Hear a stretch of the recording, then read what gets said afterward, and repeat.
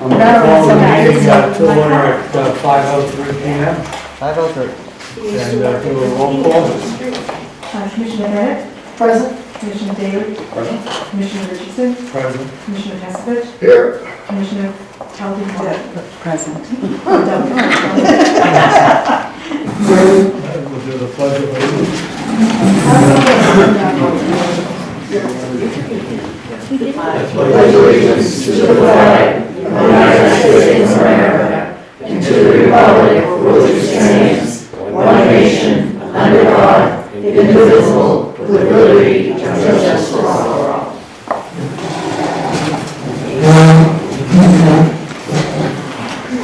Everyone had an opportunity to review the minutes of January 8th.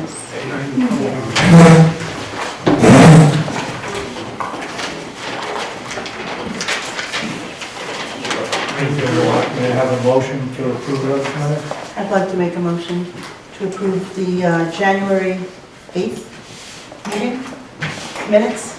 Do I have a second? I will second that. Any discussion? Seeing no discussion, all Commissioner Delgado? Aye. Commissioner Heskovich? Aye. Commissioner Richardson? yes.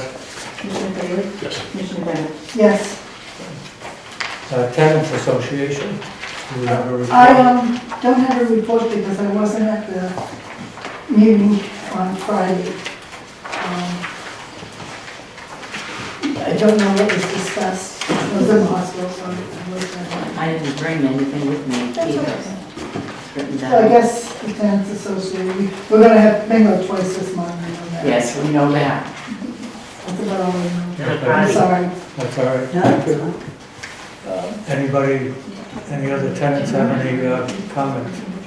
Oh, I did meet with Richard for the annual plan. With Rick Ballard, we did meet, and I had all my tenants association, and I had 10 members of the 10 tenants complex at the meeting. We had about 15 people here. He was surprised to see so many people last one. Terrific. meeting. Good man. It was a good meeting. I'm Marilyn Bryan. I was wondering, is there a report on the savings of electricity or water from the shower installation, of the lack of water pressure and the temperature of the hot water, that you can still burn yourself in the kitchen sink but not in the shower? It's pee warm and there's no price for it. Takes twice as long to get the soap out of your hair. I mean, that was to save energy and lower the bills. I thought I want that. And so, really, the shower is a lot different than it used to be. The pressure in the shower is terrible, and the temperature is not hot like it is in the sink in the same room. The water in the sink is hotter than the shower. I would ask that maintenance issues be called into the maintenance department, work orders be called in, and then they'll be addressed. Well, I didn't know if the office had a report of saving money, or was it worth it? or- No, there's not a report. We can actually generate a savings report, but all maintenance calls really should go through the maintenance department. Okay, that's all. I just didn't know if you had any. No general, answer on that. Right. Have you submitted them? No, I wasn't really complaining. I wanted to know, how did that change for everyone in the place? How has it affected why the reason it was done, But we Mine don't fluctuates have up and that down, information. depending on, you live in an apartment building, so the people on the top floor and they're running the water too at the same time you are, and, but basically it's good. It's good. I have no problem. It's not, I took a cold shower tonight. it's not instant hot. It's coming from a boiler, so. It only gets so hot. When you turn it all the way on, it's warm. The shower valves are regulated for the shower, and kitchen faucets are regulated hotter than the shower. So the shower valve is regulated, but if there's a specific issue, You don't need any cold water in the shower, you just turn the hot on all the way and it's barely hot. Yeah, I'll call it in. I can actually get Frank to know. So if you have an issue, please do submit. Well, I don't think it can be changed, I think that's the final, I just was wondering how, has it saved money or was it a safety thing? We didn't want people burning it themselves? can be adjusted. You just need to call in a work order for the Okay, maintenance thank you, department. You're welcome. Just, if you do want to speak, just identify yourself so that everybody's aware, who is speaking. Thank you. Approval of the accounts payable and payment. Approval of the accounts payable and payments is the next item. Anybody have any questions on those? I have several. It's a short report, and it's the most questions I've ever had. All right. Hopefully they're not complicated. Bay State Sewage Disposal, I payment number 15717. For my information, what's the location? It says sewage disposal. Is that a pump out or something, or? I believe it's Grace Ryder. That's Grace Ryder? Okay. The next question, if I have, if I may.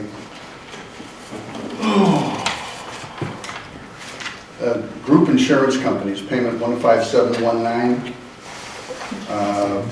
Is what insurance are we paying for? Is that related to employees or what?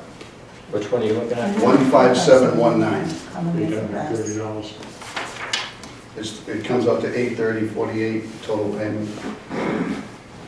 That would be probably the employee benefits, The benefits Yeah, probably it Yeah, is. for 2 months. group insurance, yeah. It's 2 months payment for benefits. 2 months. Thank you. The next one, if I may, what is DDM? It's item 15720 It's a contractor. for related, is there a job related to that here?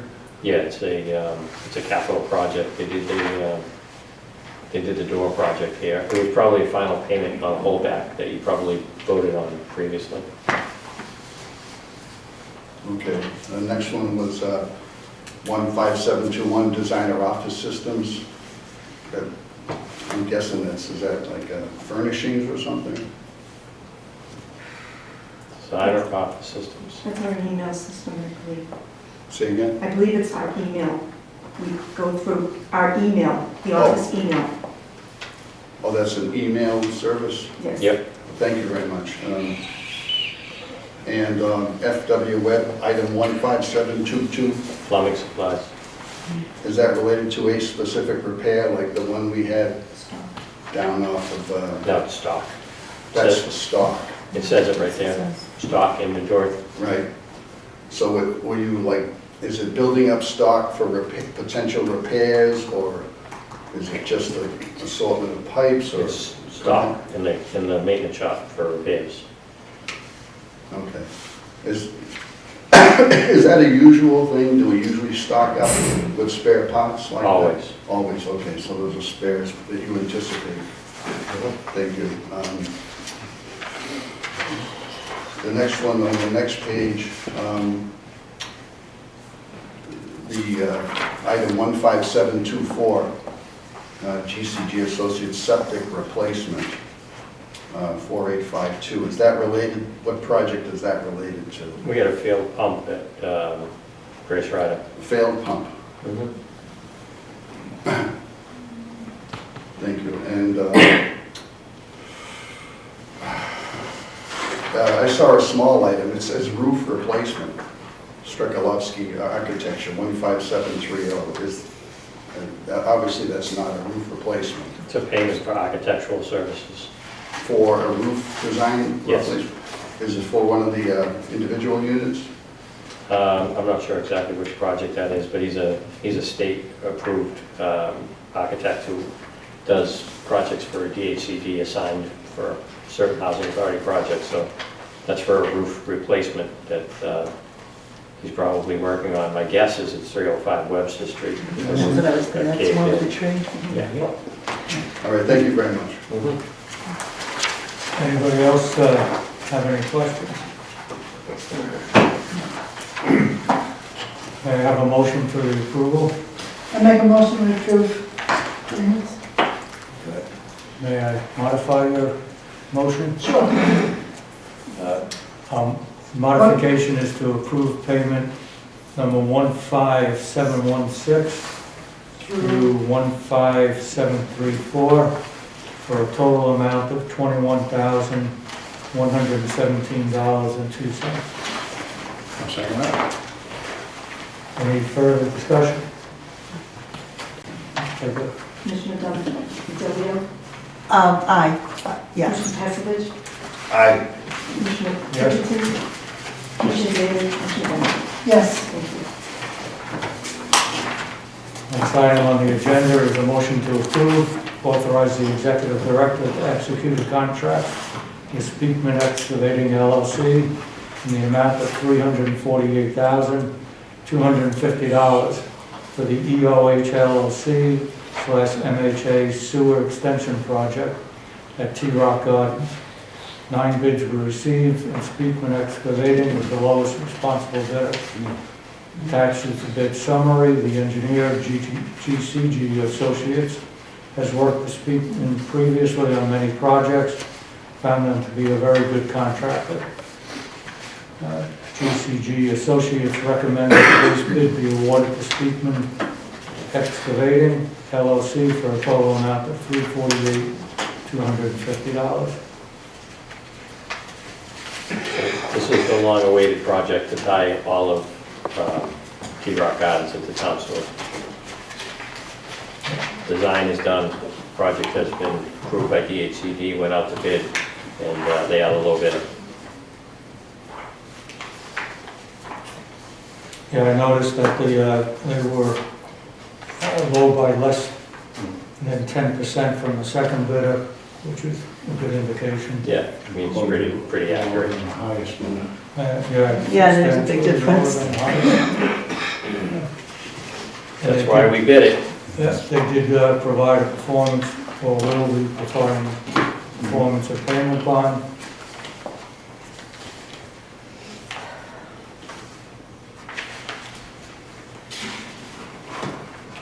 May I have a motion to approve that? I would like to make a motion to approve Speakman Excavating LLC.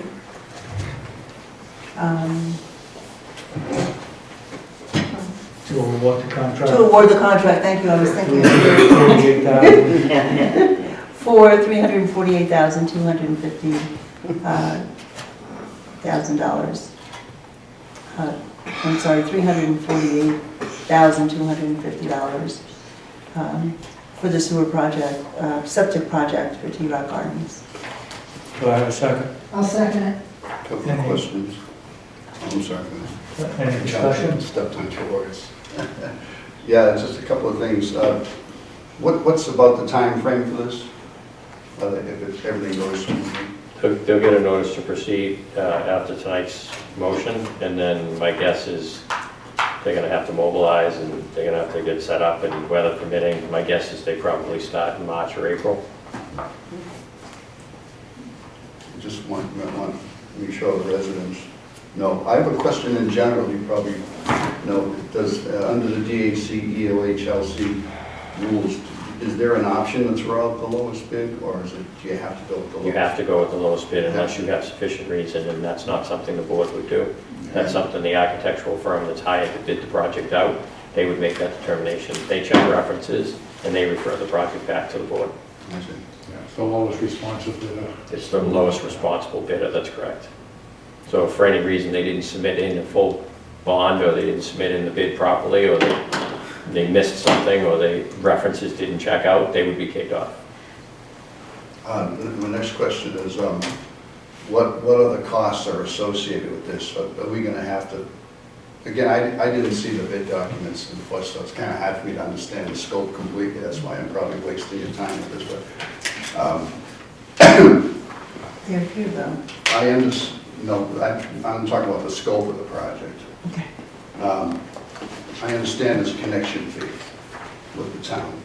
You have your Is that being figured into it? Yeah, so this project is being funded through a sewer extension grant. That this is not coming out of formula funding. This is part of a DHCD sewer project to identify housing authorities with potential issues regarding their septic systems and connect them to town sewer where available. So this isn't really, I mean, it's our project, but it really isn't our project. Right. So Is there more in that grant to cover the connection fees? Or are we gonna have to go for those? I would imagine that the grant most likely will cover the costs for the project. Do we know what that number is? I don't, offhand, no, I can find out for you though if you want for the next meeting. Because I'm just, the connection fees can be really significant. And also, Usually permits are included in the cost of the project. yeah, again, I didn't see the scope, so it's hard to tell. That's Yeah. why I'm wondering, because that could be, you could be looking at another $100,000. Yeah. But also, has GCG, I guess they would be the contact person, do you know, can you tell me if they've been in touch with the Board of Health and other town? Yeah, they're responsible for doing all the permitting. We don't do the permitting. They're responsible to do the permitting and do the approvals through the town and do the connections, and they're responsible for the full project. Okay, because I imagine you gotta abandon the existing septic Mhm. system, that's a lot of work. Correct, yeah, And then all the piping that has to go in, that's right. Yep. so it's gonna be a mess, a little bit. That's all I had. Thank you. Any further discussion? Commissioner Take a vote. Commissioner Delgadillo. Yes. Commissioner Pastovich. Yes. Commissioner Richardson. Yes. Commissioner Davis. Yes. Commissioner Beck. Yes. Thank you. Okay, thank you. Next item on the agenda are discussions on the repair status from storm damage. And you had asked that be on the... Yeah, I had asked that, that was me. What is the status of the 305 Webster Street? So the insurance claim has been filed. The EOHLC has hired Verica to do the work. Verica does all the state work for storm damage. So they're running the project. They identified asbestos in the ceiling joint compound and in the walls, so they're currently doing abatement. They have to do a 10-day notice to the DEP. They're currently doing the abatement process now. Once it's all abated, they'll begin making the repairs to the project. And they'll be putting a new roof, 3 bedrooms, and dealing with the ceiling damage and the structural damage. It'll all be taken care of through insurance. That was like the $100,000 estimate originally that Yeah. came out? And the housing authority will have the deductible. You'll be responsible for the deductible. So that paperwork will be coming. Was that, also, Mr. Chairman, we were talking about new roofs.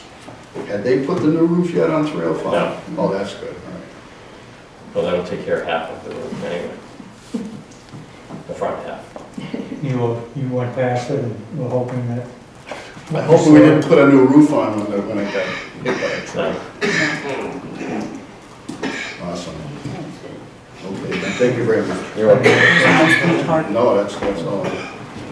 Next item is meeting locations, and you had asked a question on it.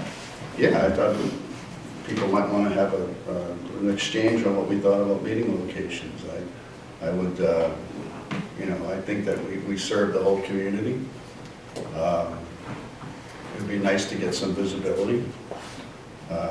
We could maybe agree to meet once or twice, like at town hall or at the GAR hall or even at Grace Rider, because we have a lot of, people we take care of over there. And I wonder if that would be something that people would be interested in. We haven't had Grace Rider on the past. Yeah, we do meet at Grace Rider on occasion. Nobody shows I up. know that No, yeah. Nobody shows up. Actually, you guys Well, go to we Grace do. Rider. The people at Grace Rider generally don't go to the meetings, and the community room's very small there. It's not really conducive to a meeting. And That- the Tenants Association is here. Here. They represent T-Rock, not Okay. Grace Rider. That's been my experience when we've met at Grace Rider in the past. And a lot of us don't drive at night. I don't drive at all, so. And I can check the regulations, but I believe the housing authority is where you're supposed to meet. But I can check the regulations. The Well, it doesn't I know. have to be this time of year. I mean, it could be when the days are longer and it's, it's light out. But I would really like to see the town, maybe us get a little more visibility with the town. And again, Grace Rider people, maybe they haven't showed up in the past, but, I think it's good outreach. I think it's good visibility. Isn't the public welcome here, like you bring your friend? Yes. Of course. He's here. Yes. Grace Riders So allowed they, to come over here. the public's welcome to come. I think maybe once, at least once a year, we probably should think about, self-serving for me, because I just have to walk out of the door.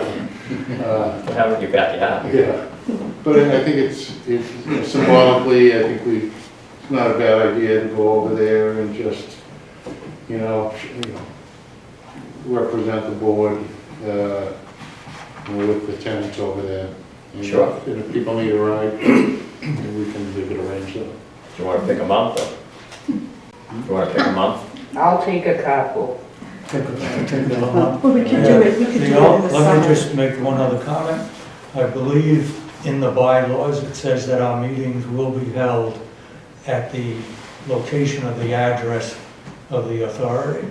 So the location of the address of the authority is here at T-Rock. So we would need to change our bylaws if we were going to move the meeting to a different location. Well, my comment was in the various bylaws that we're looking over right now, they almost all include the provision that with resolution of those, if we agree, we can meet someplace else. Right. It doesn't have to be always at one I'm location. not sure our bylaws state that though, so I'd have to reread those. And the bylaws we are going to take up in May, right? After the election. Well, we were- Yeah, table until then. That was my error. We were supposed to take them up again at this meeting, but I did not include it on the agenda. My error. Okay, I believe it was postponed until after the elections. That was the comment. That was, I think, the Positions. The positions, the election of the, or the, voting on the board for the positions, but the bylaws, I think we were gonna review again tonight. No, it's in there. We can move the meeting by a resolution at any regular or special meeting for future meeting. But that would be first. That's in the existing bylaw. Okay, thank you. So you want to pick a meeting? I want to pick a month for Grace Rider? I would say like in the summer, July, We usually don't have meetings in July. So do you want to say June? June. Sure. Does that work for everybody? We'll do June at Grace Rider. Sounds good. Long days. James, would you be checking over there just to make sure logistically? Oh, yeah, we set the meeting up. It will not be as comfortable. No. No, it's much, it's a very small room. We set the meeting up. So we're just going to schedule June at Grace Rider. And, and if that schedule works, we can vote, we can have a motion at the next meeting. Yeah, well, next meeting. Okay. We could have it outdoors with a cookout. That sounds great. I like a big I'll tent. also give You're you welcome. a motion for, Yes, sir. I'll also give you a motion to cancel the July meeting, which we usually do every year. Okay, yeah.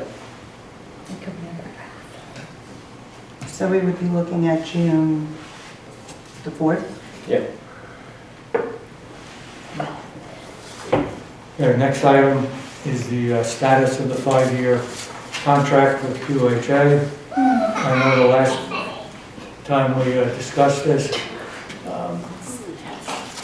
we had signed the contract here, we had sent it to QHA, but they have not yet approved it, and I'm not sure if we...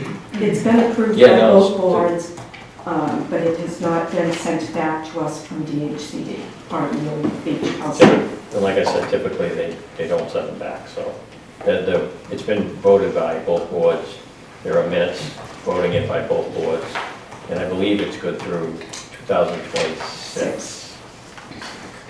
So when they say both boards, it means we at Marshfield Housing and Quincy Housing Oh, I see. Authority, not EOHLC. It's Right, Quincy Housing Authority Board also has to approve it, that's correct. because that's who James works for. Right.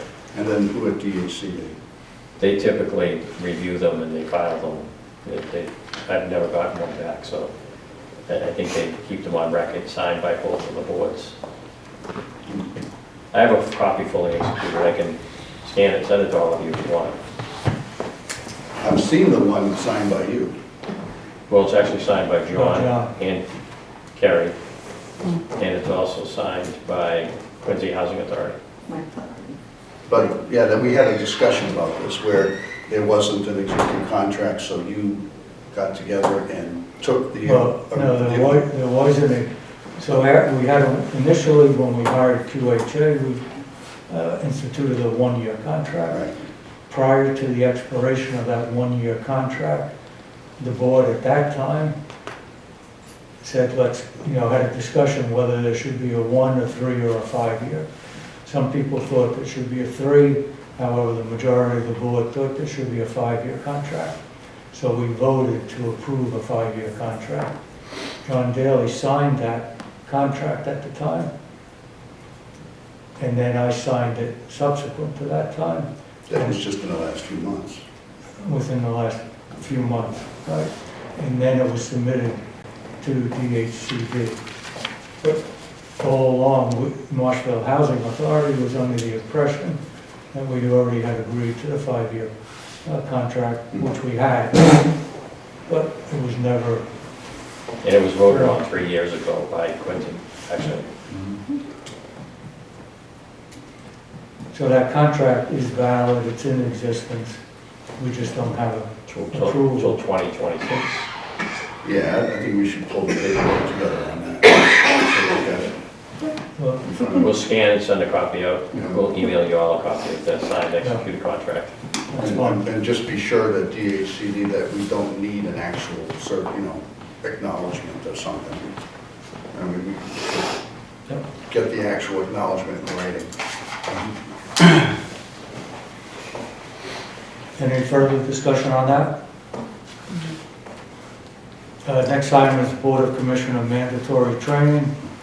I know I opened up the training, and when I opened it up, it said, first thing it said is, Kerry, you scored a 100%. I found out that they all do. Good Because job, I have done that with, I actually am in the process of doing the training with a board member from Holbrook, who did not have computer access. And when you open it up, it does say 100% complete. That's because you opened it up. And the first module, you have to keep hitting next, next, and next until you get to module 1. And then you have to listen to all of module 1, answer the questions before you can move on to module 2. Module 1 took us an hour. Module 2 says this module will take you approximately 55 minutes. So It's a total of 6 hours. it is a plus. total of 6+ hours. So if you haven't done that training, I did it, I haven't it took done me 2 hours. But maybe because I'm a new board member. No, are we talking about the same one? yeah, This is what I took. this is a new This is training that this they is want brand- everybody to this take. is- This is the one, it's, not a lot of questions, not as many questions. Well, no. I'm getting the ethics one. No, yeah. the This board- one's brand new. The Yeah. ethics one is fast. But this one Yeah. I took less than a year ago. Mhm. And So yours may say. so, yeah, I'll look for my certificate and I'll email it to you. But it's exactly the same thing I took less than a year ago. Okay. It's within this past. So that's my question, is because I have a certificate from within the I'm last 6 assuming years. if you have the certificates, I'll take them, and if there's any question, then we can say that you've done it. Okay, I think you're in the same position, Joe. that- I just took it when You after took I it. was, The So 6 you hour have a one? certificate. but I have to do the new one? Well, that's what we're That's- saying. Send your certificate Yeah. to Then we'll Colin. find out. It's supposed to be good Colin for will 2 check and years. get back to see Mine is if 2 you years have to old. do the so new one. Because I found the link and everything, I haven't but I started didn't it, yes. dig into it. All right, very good. So everybody clear that if they have a certificate, previously send it to Colleen. Thank you. Colleen will check it out if we have to take it. I'll make sure. Thank you. Next item is financial presentation by John Murray. Okay. There you go. Well, John Murray, Welcome. it's nice to meet you all. How are you? I've been with the Housing Authority for 14 months now or so. Came in as the Assistant Finance Director. And of course, Grace, who most of you knew, left to another opportunity, and I was able to step into her role. You know, big shoes for me to fill, but I'm working towards that. She was a wealth of knowledge, and there's a lot to learn, of course. But finance is finance, accounting is accounting. We got debits and we got credits. And, you know, looking at Marshfield Housing Authority, you're financially secure. Your operating reserves have been increasing consistently year after year. And the last couple of years, things have stepped up very nicely. So on a financial standpoint, you know, you guys are in really good, solid ground. And I'll enjoy working with all of you. Any questions? Could you give us benchmarks that we should be looking at? Yes, So when we- absolutely. You know, if we get, are we still required to get quarterly financial statements? And, or is it now, you know, under EOHLC that we only need to review 6-month statements? Well, we give you monthly statements, But but we have to submit to the state. We have to submit quarterly. You we have to submit submit quarterly. quarterly, Yeah. but We submit to you every time. We get, currently, we're not getting monthly statements, at least as a commissioner. We're not getting monthly statements. It's supposed to be in part of the packet, right? you typically get them when we get them from the accountants. Sometimes the accountants are a month or two behind. Yeah. So when they produce the statements, we forward them on to the board every time we get one. Because, you know, recently, I know we haven't gotten any monthly statements. And then I think recently we got the 6-month ending Okay. December 31st, Yeah. which I think was in this package. Yep. But Yeah, the December 31st one. Yeah. You had an opportunity to review I that? think you got November and December. Yeah, November and December. But if we're supposed to be getting monthly statements for our review, and the accounts are even, you know, normally they used to be behind 2 months or so. That's what they're usually behind. Yeah, and I had a talking to him about that. We actually had a Did you? meeting with them. I did We actually. actually had a meeting with them, asking them to try to speed it up, because Yeah, being 2 months behind, it's challenging, because plus you have to schedule the board meeting, depending on when we get the package. Like right now, you're getting what we received on January 22nd. Right, So if you look at the letter from the accountants, they sent these financials ending December 31st on January 22nd. which is pretty good. Yeah. So, but you're now getting it because your board meeting doesn't fall until now, February. which is But a month even, but later. even so, I mean, to me, that's It's a month later. reasonable for an accounting firm to be 30 days. It's usually 60. So, They do all the housing authorities, so, I mean, Yeah. typically it's, like I said, it's. yeah, but what I'd like to find out is, what should we expect in the future? Should we be expecting to get in the board package some form of a monthly statement, whether it's 30, 60, or 90 days old? Yes, Or should we be Yeah. expecting just to get quarterly statements? No, you should be getting monthly statements, provided that we get them done. Okay, so that, I'd just like to ensure then that that's part of, Kerry, once we receive them, we send them out to the next board meeting. So if you haven't got them, it means we haven't got them. So as soon as we get them from the accountants, we forward them right on to you. okay. And then you as our management agent are required to report to EOHLC on a quarterly That basis. is correct. And then the 6-month statement, that's just part of the quarterly statement. Correct, And then the annual statement correct. is part of the quarterly statements, which also require A vote, a vote. that's And correct. then we have to certify the annual That statement. is correct. And then you have to vote on the budget, The budget. And we have to vote on which the is budget. the following year's planning. Right. Okay. So on this financial that you have, you received the balance sheet. You can have that. Which one is This is, it says balance sheet, Department of Housing and Community balance sheet. And it has 400-1 in that little section there. Yep, So if we just look at, right here, right, 400-1.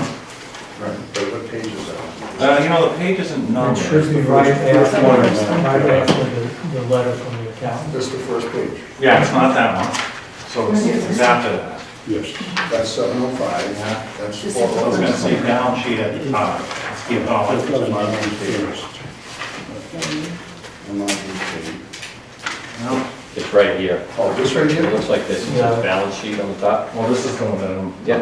Oh, you're looking, Oh, the 100-1. yeah, you're looking at That's, those are the ones. This one the, you're here. looking at the state. Let's see, it's something To else. to try to make it easy for you, when you're looking at a balance sheet, so you're trying to find it, the first thing that should be listed on there is cash.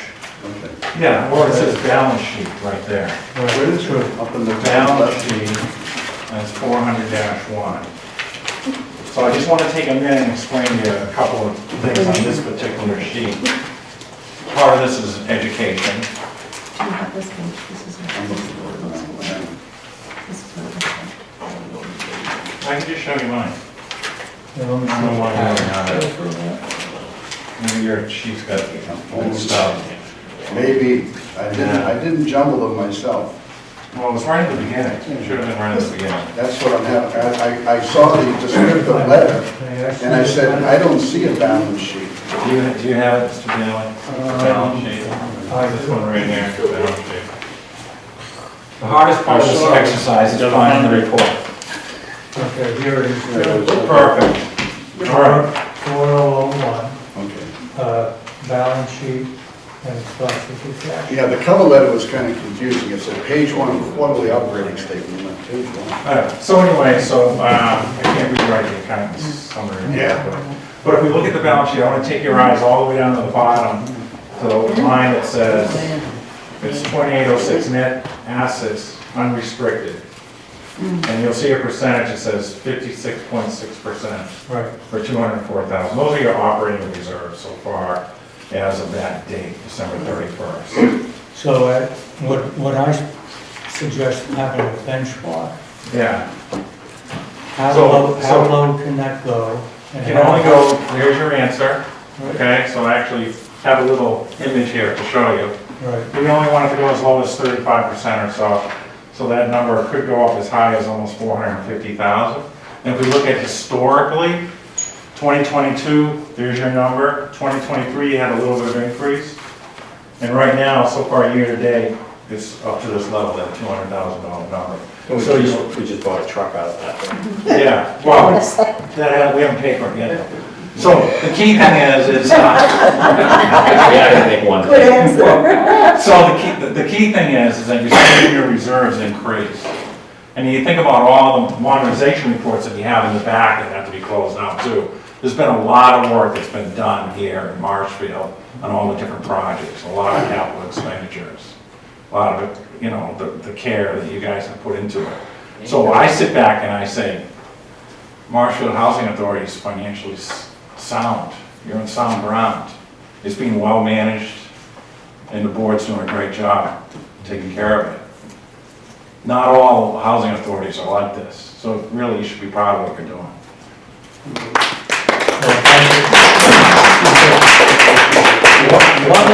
One of the things I would like the board to be able to have is one sheet of paper that says, you know, here is the maximum reserve you should have, because otherwise you're gonna lose it.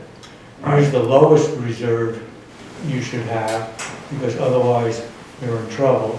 Yeah. And then when they get this balance sheet every month or every quarter, they look at that percentage and they can go back to this other master sheet that says, you know, what are the guidelines?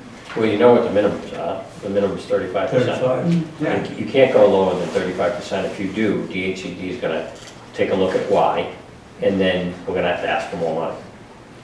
And then usually they'll supplement the money that you need if the reasons that you're dropping below your reserves is a good one. And then the other option is that you don't want to go too high, that you have too much money, that they start to cut down the money that they give you. So there's a balance between the work that you do and you need to do, and there's a balance between the money that you need to spend and you need to keep on hand. All right. So where we need to be right now.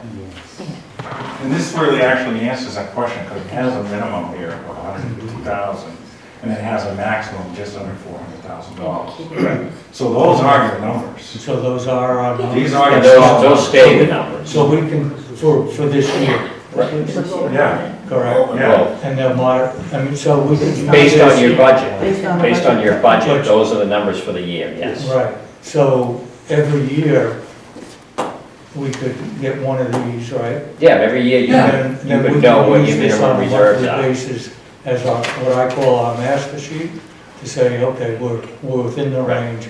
But really, what you can do is just look on the balance sheet and it tells you right on there that your reserves are at 56%. Right, So you know you're well above the 35, and right, you know you're not at 100 when you're at risk. So you kind of can tell from the budget that's on the balance sheet. You can tell from the financial assessment that the accountants do right on your balance sheet. all right. But this is the first time I've ever seen one of those in our Yeah. packet. I have the fee accounts prepared this for me today. Yeah, typically They're in that's the not, office today, Yeah. they prepared this. Yeah, so I want to, Yeah. I'm asking these questions, and Right. but I also want to congratulate you, because, again, this is the best package Yeah. I've seen in my year. Okay, well, you'll have those every, as They- soon as we get them, you get the them. accountants never normally do that. That was done for us, just so that we could see exactly where we were and where we could be. Well, they were there today, so I was able to ask them, they. Yeah, Yeah, it was well timed, wasn't it? So I'm glad I came tonight. Yes. Yeah, absolutely. Thank you for I look being forward to working with all of you. Thank you. thanks, Rob. I have a general, very general question, is the 2024 fiscal operating budget. What's the timing for that? When is it submitted? Needs to be submitted right away. It's past due. We didn't need it to submit it. But when is it normally due? I know it's past due, but is it due like August, September, October? Due so many days after the end of the closing of the last fiscal year, so. And not until we get the guidelines for what And it has to and you be. have to get the guidelines, so they release the guidelines and then the accountants go to work. So we can't really prepare a budget until DHCD figures out how much money they're gonna get from the state. So it's all based on a bond bill, it's all based on the state passing how they're gonna fund housing So authorities. do they not get that until the fall? They get it at various times. We don't know when we're gonna get it, but when we do get it, we have so much time to submit in our budget after that fact. So we, you know, the accountants are busy trying to do all the housing authorities and trying to get all the housing authority budgets in. But DHCD basically tells you what they're gonna fund you. And then you have to take that number and fit it into your budget and figure out what your expenses are gonna be and what you can increase spending on and how you can balance that budget for the extra money that they're going to give you. And again, the budget is just that, it's a budget. It's a moving target. It's not science. We don't know those are the numbers that we're gonna hit, and there could be things that come up to change those budgets. And that's why we do modifications to the budget throughout the year, because we're just estimating. A budget is an estimate of what we believe is going to happen. The actuals are what really does happen, which is what you get provided with, is the actuals. And ending December 31st, we're actually better than budget. So if you notice that, I hate to show you to another. Again, I caution you that those numbers too, because you're within the fiscal year, it all depends on when the bills come in. So if you get hit with high water bills, and the water bills have come in the month after you review the budget looks really great in December, could look really bad in January. The insurances come in at one time of the year. Yeah. So when you get your insurance bill and your workman's comp bill, depending on when you get that bill and when you're looking at the finances, so you kind of want to look at this over an annual basis and not directly month to month. Because the month-to-month numbers can look very confusing depending on what the payables are for that month and when the bills hit, you know what I mean? So over time, you want to look at the annual budget to make sure that we're following within the guidelines for the year. And that's why, when I looked at the 6 month, we're, like, okay, what's 50% of that? Right. And we look good in almost every category. Correct. Right. Yeah. But some of that could change depending on the billing. So, that's all. Do you monitor the PUMs for, target range, supposed to be on? We try to, yeah, and the fee accounts certainly do too.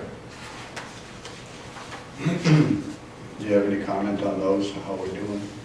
Not at this time. No, I was just really doing a general presentation tonight. I didn't know if they were, May I ask you on the balance sheet?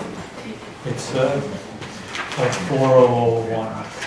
It's account number 1122. And it shows tenants' accounts receivable, Ah, very good, I had that highlighted, yeah. 61,000.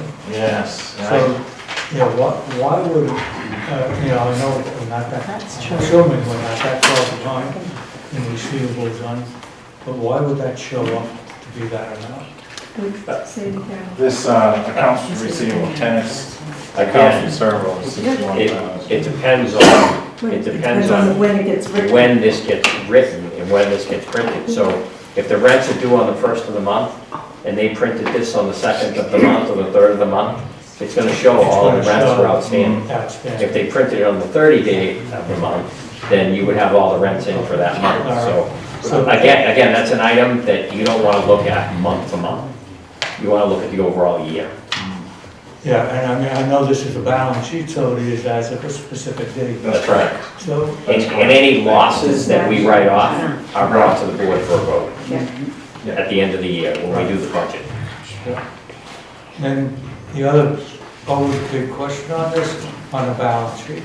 Would you please explain again the OPEB, you know, which shows up as a liability in the, you know, tune of what, $607,000 in their free liability. But it also shows up, I think, somewhere, if I remember right. and as a follow-up, I'd like to know how the OPEB is paid. Is it an annual appropriation? How is that paid? No, I think we pay it quarterly. Yeah. But the liability that's on there is calculated from the accountants, and it's a formula that they use that you're required to carry on your balance sheet. So if you want clarification, I can have them clarify exactly what the formula is and what the amount is that you need to carry on the So balance this sheet. is like a pension liability. Usually it is, It's a future The pension future, liability. right. So it's not, you don't know that today. Correct. That's a future pension liability. pension and health insurance. Right, so, to my knowledge, you know, the accounting world changed their standards, I forget how many years ago, to state that that has to be I included, think it was about 3 or 4 years ago. okay, in your balance sheet. That's correct. So all the companies across the US Are living with the numbers are like living that. with that number. Yeah. And I know as a retiree, let's say in an insurance company, I get a statement every year saying, this is how much either we're below funded for your future pension or above funded.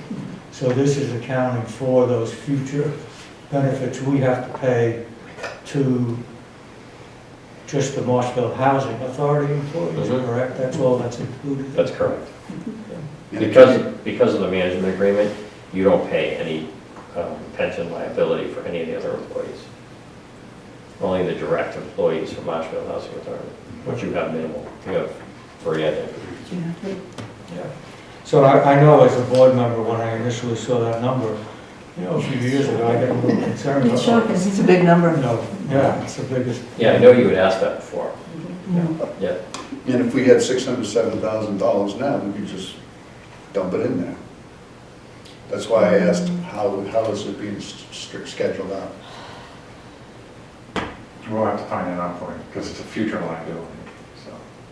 Yeah, it's not now. It's not. It's not it's now. not We now. have to make annual payments.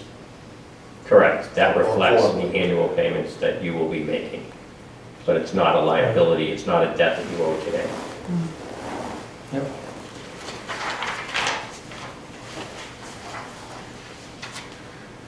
Okay. Great, thanks, John. All right. Thank you, Thanks, John. John. Come again. Okay, yes. So the only other thought I had was, when you get down to, and you show all of the projects, you know, that was in one sheet. Sorry. The capital sheet? Capital project. Could we, just in the future, put a name next to project number Instead of the numbers. so that we would know what particular project it was for? I can ask the accountants, that actually comes from EOHLC. Every project is given a fish number. They call them a fish number. Yeah, And the number is what goes into the accounting. We don't deal with project names, but, I mean, you don't have that many. I mean, we could go through and label them and tell you what the projects are. Yeah, I could have a supplemental. But you vote on them every month. Right. So it's an accumulation of the projects. that- yeah. We can like- keep the fish number on our capital planning document, Right, so that way we can cross-reference. that's right. Every project has a number. And anything that's on that capital project list, you voted on in the past. Right, In order for it to get on there, you have to vote it. So, okay. So we would just need the code, you would basically need the. the fish number and the The project. description, that's all. Yeah. Right. So that's a supplemental sheet. I can give you a supplemental sheet with those fish Yeah, that would numbers. be helpful. Right. Yeah, But again, thank you. It's extremely detailed, Thank you, John. very beneficial information. Any old or new business? It's item 7 on the agenda. Seeing none, I don't have any other business that I did not anticipate. And the last item is executive director's report. yeah. So we've been busy at 305 Webster Street, dealing with the storm damage and the rebuilding of that house. We're all set on vacant units. All the vacancies have been completed. I was contacted by EOHLC regarding 2 questions that came from the board. One question was about building new housing. They asked me to clarify that question for you, for the board members. I think I explained this in the past, that the housing authority cannot build new housing. So you, as a housing authority, are restricted by the state on the number of housing units that you currently have. So you can't expand beyond that number. In fact, several years ago, DHCD gave up 4,300 units of state public housing, and they allowed housing authorities to convert it to federal public housing in an effort to federalize those state units and to get them off the books. And the reason why the state does not want housing authorities building new units is because the bond bill cannot keep up with the capital demands that are already on. Right now, there was 53,000 units. I think they're down to like 49,000 units based on what they gave away. So the bond bill being increased every year is trying to keep up with the capital needs of those 49,000 units. So the state has no interest in building additional units that are only going to add to the capital needs of these portfolios further down the road. What housing authorities can do is they can set up a nonprofit agency within the housing authority. And you can build new housing under the nonprofit agency. The only problem is the state is not going to fund it. So you have to have a source of funding, and you have to have land in order to be able to build that new housing, and you can do so under a nonprofit. And you can, as a housing authority, you can vote to get rid of excess land. And what it would require is you to transfer that excess land from the housing authority to a nonprofit, and then the nonprofit would have to have a source of funding to be able to, develop new property or develop new affordable housing. And as you know, affordable housing is just that, affordable housing. So you're not going to rely upon market rents to fund that new housing. You need to really have a source of income or revenue to carry that affordable unit that you create. So I know that this has been brought up before, and we kind of have gone over this several times, but I just want to make sure that everyone is clear on what we can and what we can't do. We cannot build new housing owned by Marshfield Housing Authority. So what you are saying, the MHA could create an arm That is for a correct. nonprofit. Yep. Or the MHA could suggest to the Marshfield Municipal Housing Trust that they create That that is true. entity. Yep. So one of the things, just, we'll take Quincy as an example. Quincy created Quincy Development Corporation. Quincy Development Corporation has purchased 2 buildings from the federal government, and now they are affordable housing, and they're owned by Quincy Development Corporation. Quincy Housing Authority would not have been able to do that transfer without having that non-profit entity set up separate outside of the Housing Authority agency. As a state agency, you cannot create new housing. You're Would you restricted by a Would fair you law. also have sort of a management agreement with the nonprofit? You're correct. to- So to the do housing that? authority can enter into a management contract, very similar to the management contract that we have with you. The housing authority can enter into a management contract with the nonprofit for the purpose of managing those units that were created. But it would not receive any federal funding. You wouldn't receive any state funding, State funding, I'm sorry. but you'd either have to go through like CPC, you'd have to go through the Affordable Housing Trust Fund, you'd have to seek funds from somewhere else, tax credits. You'd have to seek a way of funding this development that you want to do. Outside of the budget. It has to You be a can't use state self-contained. funds. You can't use state funds for it. And you can't use federal funds for it, for that matter, so you, But if we had a piece of land, say that owned by the housing authority, yep, we could gift that to the nonprofit. They could. sell it, yes. Well, that's what Now, Quincy- if you had access land as a housing authority and you wanted to dispose of that land, they only just last year passed a law which allows housing authorities to keep the profits from that land. Prior to last year, if you had sold any of your land, excess land, that would go to the general fund. The housing authority would not have kept that money. That has recently changed. As part of this new housing reform, that has changed where the housing authority can sell the property and keep the money that they get from selling that property. However, when you dispose of state-owned property, you have to, 1, get permission from the state to do so, and 2, you have to go through the procurement laws of disposing of it. So it does have to be an RFP. People do have to have the opportunity to bid on it, and then you have to review the bids and you have to come up with who presents the best proposal for the purpose of the land that you want to dispose of. So it's not just as simple as, yeah, I'm going to sell the land to you, Gary, and you're going to pay us $100 for the land when we give it to you. It doesn't work that way. So there is a very detailed process and law that needs to be followed to dispose of state land. It sounds hopeful, like there's avenues to do something. Yeah, usually it's housing authorities partnering with the community. And either the community has a large amount of community preservation funds that they want to use to create new housing, or the community has Affordable Housing Trust Fund that wants to give money towards creating new affordable housing.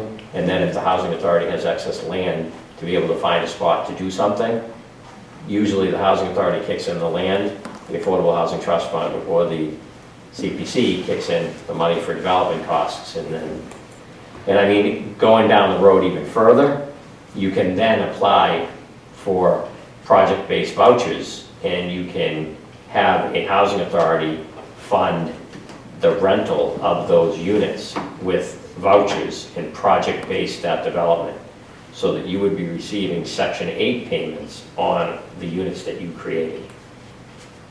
So a perfect example is the Veterans House over here. Father Bill's built that Veterans House. Quincy Housing Authority is funding the vouchers that are in that house.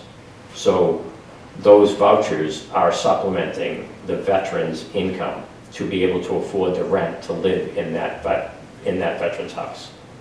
So those are project-based vouchers through Father Bill's. Does that help? It does. I think we should, future discussions are probably a lot on that. Just for the board's information, the Marshfield Municipal Housing Trust is going to a meeting next Tuesday morning, being put on by the state, I believe. Or, Yes, the state of to Massachusetts. learn more. Yeah, Also, the Marshfield Trust just got a grant for, I'm not sure how much, but basically to train the board members of the trust sure. to learn what they can do as a trust within the town of Marshfield. And that's probably about a year or so of education. Now, the only downside to this whole equation, and there is a downside, is because you're dealing with state property, even if you create a nonprofit entity, you still have to follow the Massachusetts procurement laws. Because you're an extension of a housing authority, prevailing wage still applies. So whatever you thought you could build that house for, multiply it by about 50%. Wow. So even So if if you the cost, if you thought the cost was gonna be 300,000, Yeah. you're looking at 450,000 because you have to factor in prevailing wage laws. So even if you brought in an entity like South Shore Habitat for Humanity, who would do volunteer labor on That's different. that, so we could potentially use Yeah. South Shore Habitat. Mhm. And just the If it was way, a donation, but you still have to, as far as the labor rates go for new construction, even in a nonprofit entity, you still have to follow the procurement laws in Massachusetts. That's part of the housing reform bill, that's part of the legislation, that housing authorities still have to follow the procurement laws. Even the nonprofit entity created within a housing authority has to follow those laws. yeah, may I ask a question? James, must the land be state-owned first, or could it be town-owned instead? You mean That how is- the nonprofit gets the land? Correct. Like, Either. go either I one, mean, it doesn't matter. No, the nonprofit could seek land from the town and build on the town land, sure. Okay. As long as the town was willing to deed it to the nonprofit. And as long as you could identify a funding source to build the building. And they're trying to do away with a lot of this. They're really trying to ease the restrictions. Like, the new restriction that they eased is allowing housing authorities to keep the money for excess land. That never was the case. Now it is the case. They're trying to deal with these procurement laws and trying to deal with the prevailing wage laws applying to these nonprofit entities that are being created, because they're kind of handcuffing these nonprofits. Because when you factor in the prevailing wage laws, it makes building affordable housing very, very, very difficult unless you have some large sum of money that's coming into these agencies that is helping you to build these houses. Because you know the cost of materials now is sky high.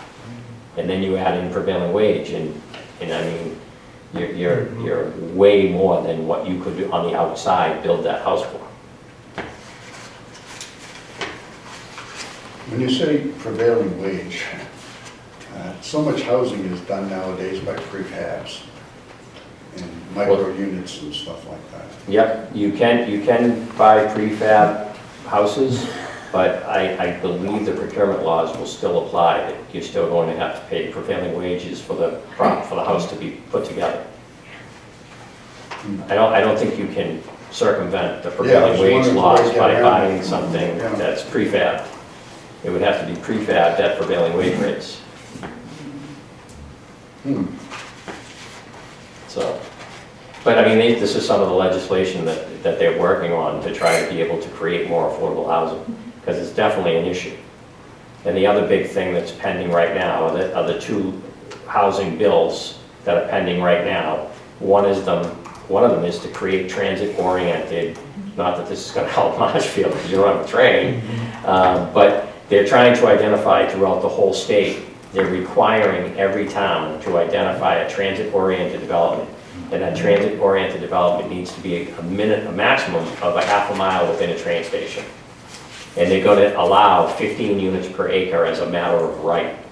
So where towns were stopping people from building and people were going in with proposals and they were getting shut down in all these various towns, if you have land and it's within that zone that's created by the town and it's within a half a mile of the train station, you're going to be able to do like 15 units per acre on those properties as a matter of right. not that you have to seek town approval, you'll be able to do it as a matter of right, mandated by the state. And any town that doesn't comply is in jeopardy of losing state funding from the state. So that's out there pending right now. The other bill that's pending is accessory apartments. So there's a state housing bill that's pending to allow accessory apartments as a matter of right. Meaning that you can create an accessory apartment on your house at a maximum of 900 square feet, and that would increase the amount of housing that is available throughout the state for people, with the hopes of driving down rents and with the hope of creating more affordable housing within the state. The MBTA zoning is on the town warrant. Can I ask a question? Yes? You know, James, have you been by Situate MBTA lately? Yes. Is that giant thing across the street from the train, is that? Well, that was created for transit-oriented development. Yeah. That was not created under this new bylaw. This new bylaw is just, I believe towns have till April to vote on it. So this is new legislation. Okay. This is new legislation by the state in an effort to create, they're trying to get the volume of housing units up so that the cost doesn't just keep driving up and up and up and up. So by people creating new housing, it will force the market down because there'll be more availability. Whereas right now, you know that the supply is minimum and the demand is tremendous.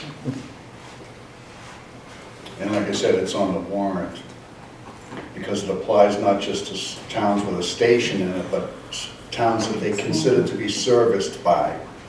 Right. Which means like, because Situate has a train station, we're somehow serviced by that. Yep.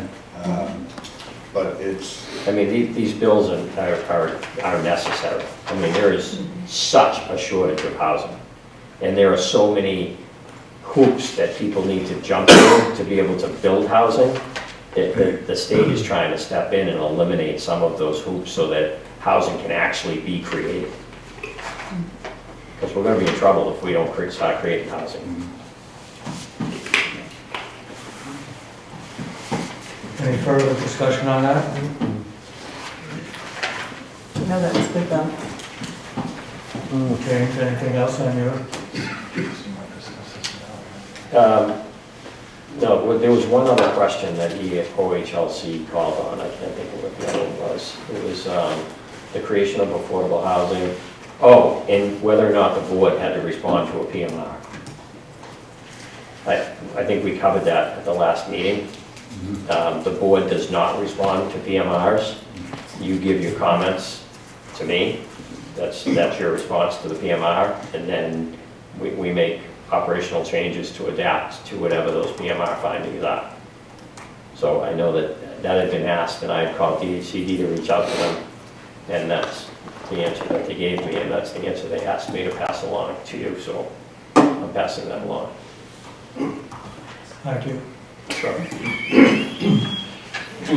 Lastly, the budget needs to be signed.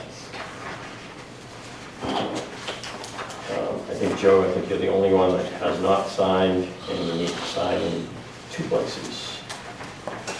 well, I'm gonna sign, but I'm gonna have to put a proviso, because the certification forms are things that I did not read, did not see it the last time we had that presented to us. They were Yeah, I know. in the packet. Right, They were in the packet last time. yeah, but I didn't have an opportunity to read the conditions under which those had to be signed. And the conditions were very clear. They acknowledged that we had reviewed the previous quarterly reports. We had to certify that we had reviewed the previous quarterly reports, and that all provisions of the Mass General laws were complied with. And I don't believe they were. So that's why it was hard for me to not sign the certification. How would you believe that they were not adhered to? Well, if you read 121B, certain sections of it,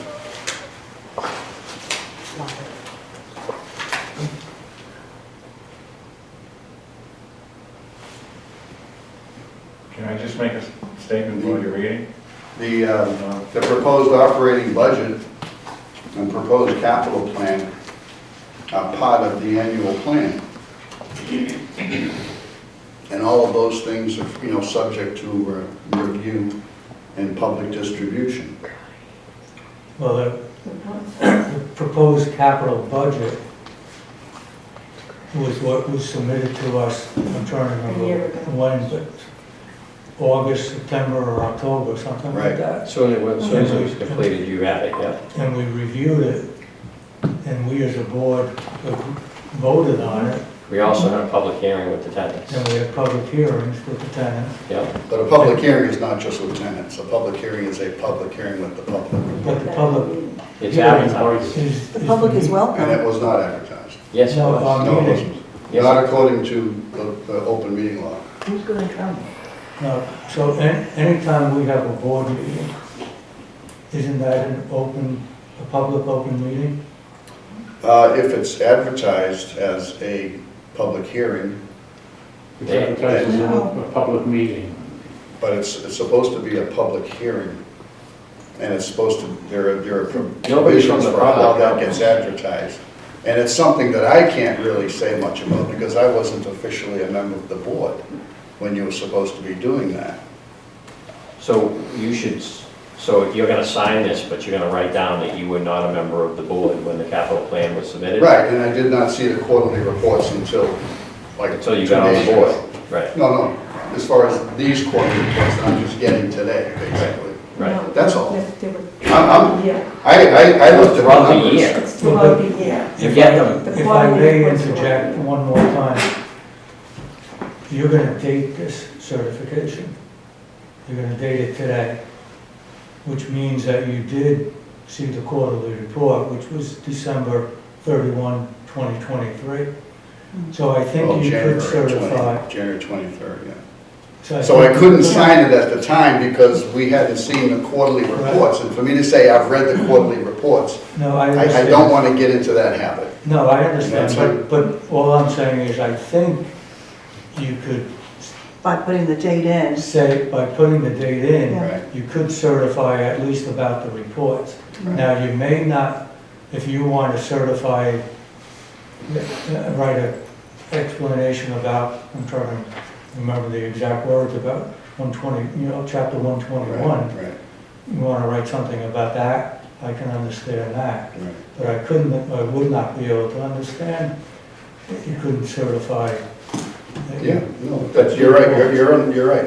You get Okay, it. By All right, putting now the that's date in, I not- think that covers you. Yeah, but this The way is you also want it. very clear, that it says that what you're certifying to is right here. You're certifying to the operating budget for the state-gated housing of the Marshfield Housing Authority, Chapter 200, 667, 705, 689, MRBP, for the fiscal year ended 6/30/24.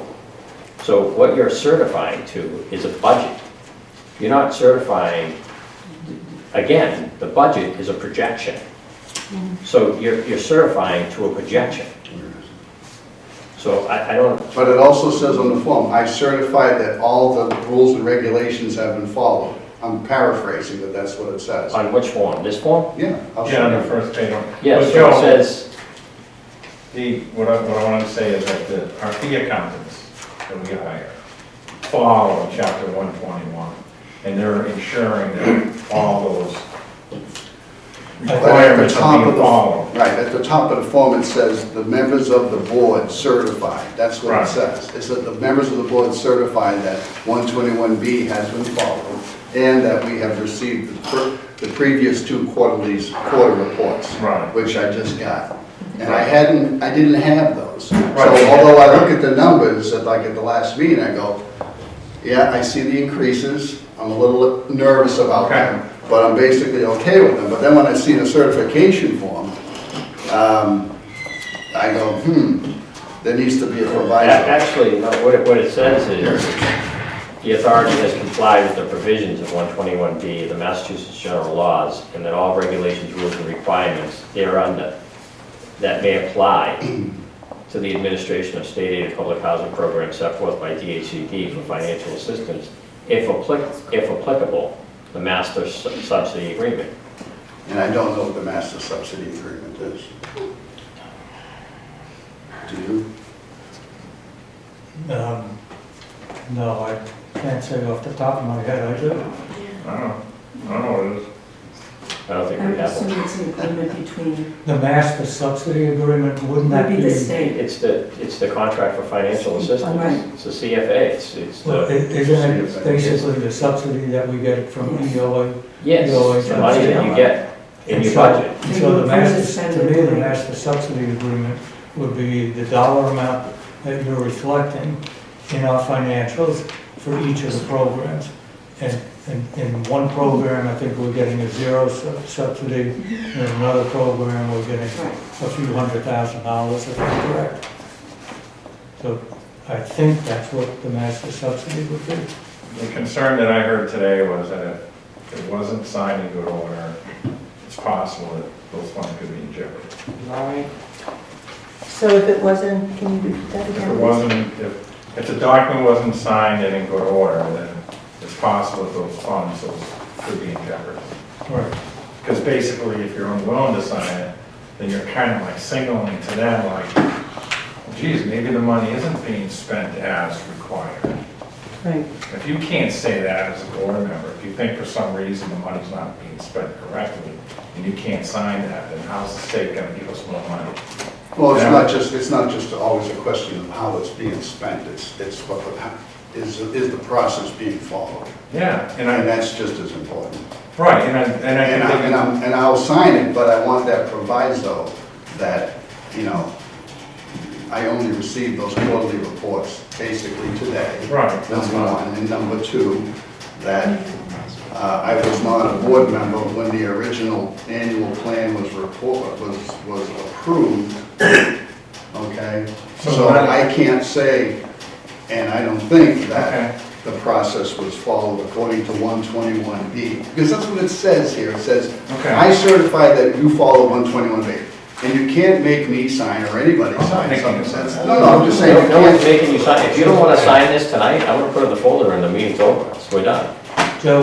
If you want to sign it with that provision, there is a place where I go ahead and submit it for certification. Right.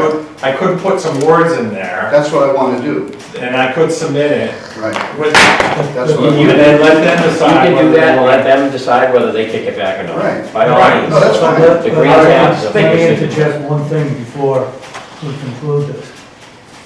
You stated you weren't a board member when we did the annual budget. You were elected a board member in May. Right. The budget basically was formed from 7/1/23. Oh, okay, well, if you put it that way. So I don't want you to write that you weren't a board member. Yeah, you were a board member when the budget was done, you were a board member when the capital project. But the capital budget, yeah, You guys might want to think about exactly what you want to submit, what you want me to write to submit, because if It's worded wrong. it's worded wrong, they could take it back. So maybe the board Which would itself mean you needs to would lose decide what language, maybe you as a board need to decide what additional language you want me to submit this under. Well, it's really, the board has already signed. Right. It's really One of the- Joe, it's you. One person. And So you know, you're one either has to gonna sign A, it, sign you it, have to or work B, you're not. If you don't feel comfortable that the housing authority has operated correctly and according to the law, then don't sign it. And we're gonna send it in, and if they kick it back, and they say they're gonna withhold our funding, then so be it. We'll have to bring it back to you again. And if you feel that you're comfortable enough that things are the way that they should be, then sign the budget certification so that the budget can be submitted in on time. Maybe you just need some time. I think I'm being, it's being treated a little bit overly broad in the sense that, Overly broad, the other board members have already signed it. well, if they don't want to read and do the same kind of procedure that I do, read the same things I read and do the same procedure I do, then that's not my issue. But we've actually read more. You've picked a piece, which is fine, that's your prerogative. But What do you mean? by the time we've gotten to this, we've already read all the quarterlies and all the, in detail. And you said the paperwork you got today, I got mine on I Friday. got mine on Friday. Right, and Friday. I read through it Friday. pretty much most of the day on Saturday, and then I came back to it this morning to make my notes, further notes. So, I mean, I sense, I- I take a little exception there because it's like you're saying I'm not doing my job when I'm you say not, that. Joe, I'm not Because I saying didn't get that. my packet Friday. Last month, I got my packet, I didn't see it till Sunday. No, but you Okay, said, and the I was reason, told we get 4 days to review Okay. them. but Joe, That you meeting was just on Monday. said, no, what I'm speaking of is that you said you received this just today, and you could not go over it. I received mine on Friday. Everybody. That's what I'm saying, Everybody that we've had the Everybody did what? opportunity. received their packet on To re- Friday, we to- took pictures. I think it was delivered to my house Saturday night, or late It was Saturday. delivered Friday, and I actually have a picture of And it. that's what I'm discussing, that's what I'm talking about. Picture. You have a picture? Yes, we took a picture of it. The person that delivered them took a picture of them being delivered. Oh, like Amazon? Yeah, like. Yeah. So you've taken photographs of my house? No, not a photograph. Of Just you. a package. Of Just a the package, package. yeah. The package what? Ken, Just a do you want- package? Yeah. We Just showing that it was delivered. Where, on my front? Wherever it was, I don't know where she delivered Yeah. yours. Okay, well, I'd like to see that. Ellie delivered it, so I'll have her send you a picture of Who's yours. delivering? Ellie, Oh, Ellen, okay. Yeah, she brought it to my house. yes. So that's what I was talking Everybody. about. Because I'm not getting the packages until No. Saturday, No. late afternoon at best. No, How do you know? If I because may Ellie ask you? said, And who Well, are you? let's not discuss that because You know? there is some. I don't want this to be an open brouhaha, right? No, You know? So what do, Enough. can we go Like I back said, to? I'm okay with signing it, but the proviso is, I don't think that I can attest to 121B being followed because I wasn't a board member when the annual plan was put together, number one. Nobody can tell you what to write or what not to write, Joe. That's all your prerogative. So you sign it any way you want, and we're gonna submit it in. Do all the board members have to sign? Yes. Okay, what if somebody's absent or sick? They Then still you have to get it- sign. Then you get it to them. That's our job, to get it to them and to make sure it gets signed.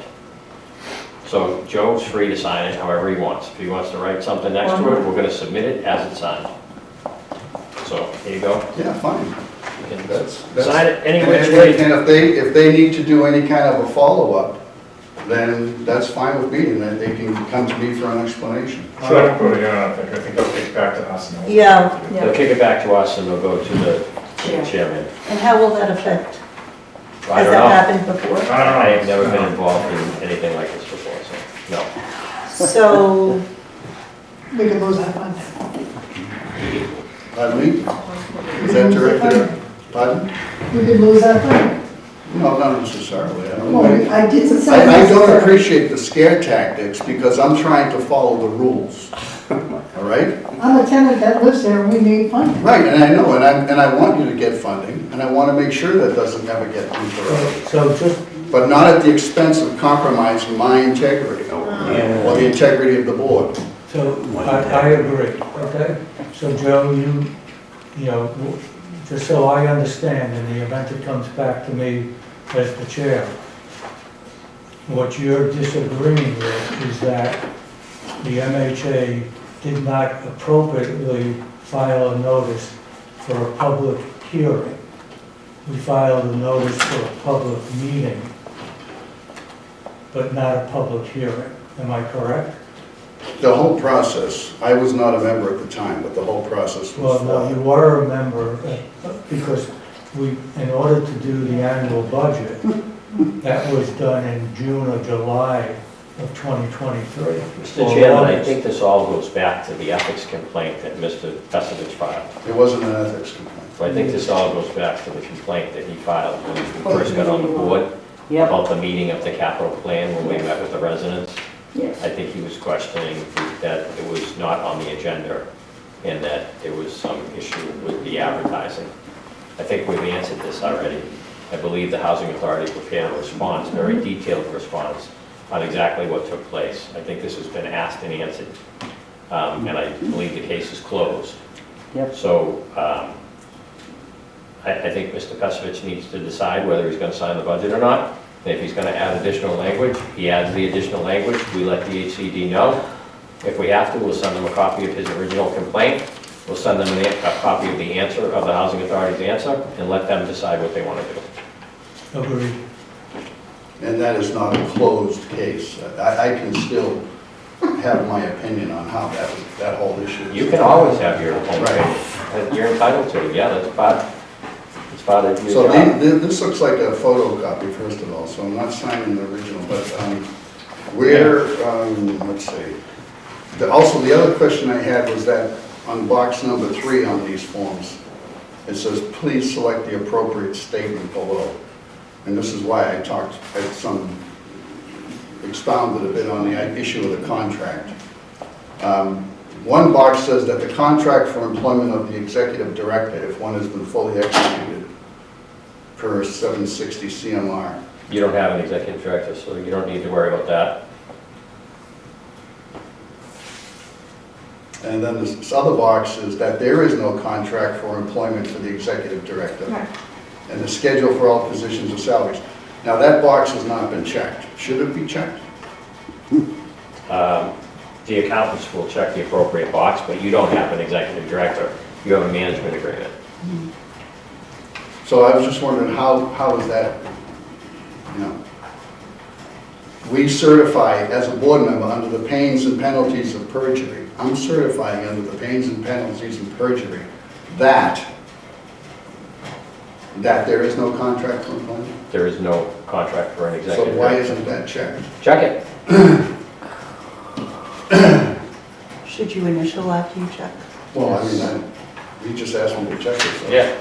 But I don't know if this is, and then the other, and it's also, that's for NRVP. And I don't know where the form is for the 401, it's not here. My fault.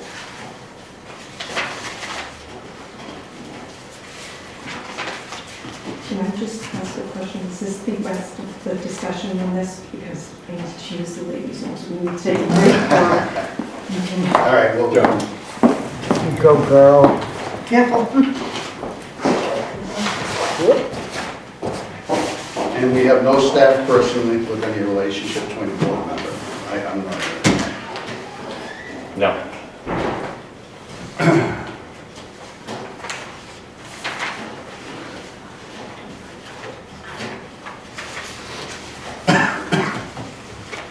And John, your suggestion was you were going to type a statement, or should I write on this form? There's actually a place for me to submit it on the submission. There's where I can put notes and comments. Okay. So if you want to email me what exactly you want written, I can write it verbatim as far as what you want. So you don't necessarily have to write on. Okay, The well, signature. I'll just asterisk it and say, see comments. Yeah, or you can just take your time and write it right here. And then I'll. What form are you submitting? There's I'm gonna email that. to you. Yeah, email it to me. And But I then- want to make a note that there are subsequent, that there Yeah, are comments. put it down here, not in the signature. Just sign it wherever you're Can I gonna sign it. asterisk in here? If you want to asterisk, but you could write, you could actually write All right, whatever thank you you. want, right down there if you like. Okay, thank you. Why don't we do that? You can just write it right there. If he's gonna email you, I think he could just write it here. That's okay. I think he doesn't want to write it. He'd rather think about what he wants to. Okay, then you can email me. Yeah, and then I'll send it, yeah. Kerry, should he be copying you, being the chair? Yes. Yeah. So, Joe, you can copy Terry on the email that you send me. Okay. Okay. Actually, you should copy all the board members. That's true. Yeah, and I'll just drop it right in where I can put notes. And I'll say, you know, that these are notes from Joe, not necessarily the board. Is that okay? Yes, please. You hear that? I did not. I'm not gonna say that these notes, these comments are from Joe, not necessarily representative of the board. Right. Yeah, just wanna make it clear for everybody. Yeah, this is, I take this language seriously. No, that's fine, and I take your comment serious, and I'll submit it Thank with you. it in that area.